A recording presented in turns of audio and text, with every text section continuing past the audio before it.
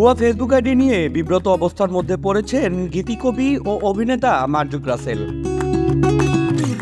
ফেসবুকে তার নামে গড়ে ওঠা ভুয়া আইডি থেকে প্রতিদিনই নিয়মিতভাবে দেশের সরকার প্রধান সহ সরকারের বিভিন্ন পর্যায়ের মন্ত্রী ও প্রশাসনের বিরুদ্ধে উস্কানিমূলক স্ট্যাটাস দেয়া হচ্ছে। মূলত এই নিয়েই বিব্রত এই অভিনেতা।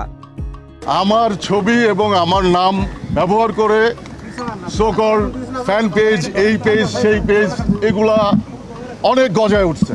গজায় উঠে সেখানে সরকার বিরোধী বিভিন্ন ইস্যু, সেটার নেগেটিভিটি, এইটা সেটা নিয়ে বহু রকমের পোস্ট, যেটা আমার অনেক ফ্যান ফলোয়ার আছে যারা বিভিন্ন জায়গায় আমাকে যারা দীর্ঘদিন ধরে চেনে, তারা জানে আমার অ্যাক্টিভিটি সম্পর্কে, আমার লেখালেখি, আমার জীবনযাপন, আমার খাবার দাবার, আমার কবিতা, আমার গান ইত্যাদি সম্পর্কে যারা জানে, খুব গভীরভাবে জানে, তারা জানে যে এগুলো ফেক পেজ। এজন্য গেল রোববার দুপুরে রাজধানীর মিন্টু রোডে অবস্থিত মহানগর গোয়েন্দা সংস্থার অফিসে গিয়ে গোয়েন্দা প্রধানের সাথে দেখা করে এর প্রতিকার চেয়েছেন মার্জুক। তো আমি আজকে ডিবি অফিসে আসছি হারুন স্যারের সাথে দেখা করতে। ওনার সাথে দেখা করে এইসব আমি কিছু যে কথাগুলো বলছি, যে এই পেজগুলো যারা চালাচ্ছে, যারা চালায় আমাকে বিব্রত করতেছে নানানভাবে, এইগুলো যারা করতেছে তাদেরকে খুঁজে বের করে দৃষ্টান্তমূলক আইনানুগ ব্যবস্থা নেওয়ার জন্য আসলে এই জন্যই আমি আসছি। মার্জুক রাসেলের ধারণা, ফেসবুকে তার নামে 50টির বেশি ভুয়া আইডি রয়েছে। এসব আইডিতে তার একই ছবি ব্যবহার করা হচ্ছে। কোনো কোনো ভুয়া আইডিতে তার আসল আইডির চেয়েও অনুসারী বেশি। এতে তাকে ঘিরে বিভ্রান্ত আরও বেশি ছড়াচ্ছে বলে মনে করেন তিনি। ভুয়া ফেসবুক আইডি বিষয়ে মার্জুক বলেন, বিষয়টি নিয়ে আমি বিব্রত। অনেক মানুষ ভেতরে ভেতরে গভীরভাবে ভেবে চিন্তে করেন না, হুজুগে অনেক কিছুই ভেবে বসেন। তারাই এখন আমাকে ঘিরে বিভ্রান্ত হচ্ছেন। শুধু তাই নয়, এসব স্ট্যাটাস দেখে আমার পরিবারের লোকজন, আত্মীয় স্বজন, বন্ধু বান্ধবও ভুল বুঝছেন। মার্জুক রাসেল আরও বলেন, এই ভুয়া আইডি আমাকে প্রতিপক্ষ বানিয়ে দিচ্ছে।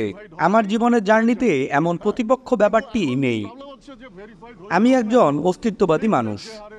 এই গীতিকবির ভাষ্য, আমি আর্ট কালচারে যেসব সেক্টরে কাজ করি, আমার লেখার নির্ভুল বানান বা আমার লেখার একটা প্যাটার্ন আছে।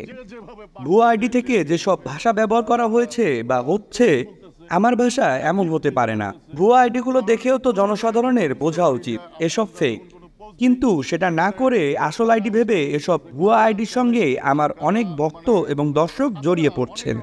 মার্জুক আরও বলেন, আমি যে ধরনের মানুষ, যে ধরনের জীবনযাপন করি, আমি একজন অহিংস মানুষ। আমার মতো আমি থাকতে পছন্দ করি। এক সময় বুঝতাম না, মার অভিমানে অনেক কিছুই হয়তো বলেছি, লিখেছি, কিন্তু এখন তো বুঝতে শিখেছি। বুঝতে পারি এখন আমার পক্ষে এ ধরনের উস্কানি ছড়ানো মোটেই সম্ভব নয়। এর আগে বেশ কয়েকবার তার আসল পেজ থেকে লাইভ করেছেন। এসব ভুয়া আইডি থেকে তার অনুসারীদের দূরে থাকতে এবং সাড়া না দিতে অনুরোধ করেছিলেন তিনি। এ নিয়ে খবরও প্রকাশিত হয়েছে, জানালেন মার্জুক নিজেই। তিনি বলেন, শুধু কোটা সংস্কার আন্দোলনকে ঘিরেই নয়, অনেক আগে থেকেই আমার নামের ভুয়া আইডি থেকে নানা ধরনের মিথ্যা এবং বানোয়াট কথাবার্তা স্ট্যাটাস আকারে প্রকাশিত হয়েছে। আমি লাইভে এসে বেশ কয়েকবার নিজের অনুসারীদেরও সতর্ক করেছি। মাঝে আমার আসল আইডি নিষ্ক্রিয় করে দেওয়া হয়েছিল। মূলত ওই সময় থেকেই ভুয়া আইডিগুলো বেশি সক্রিয় হয়েছে।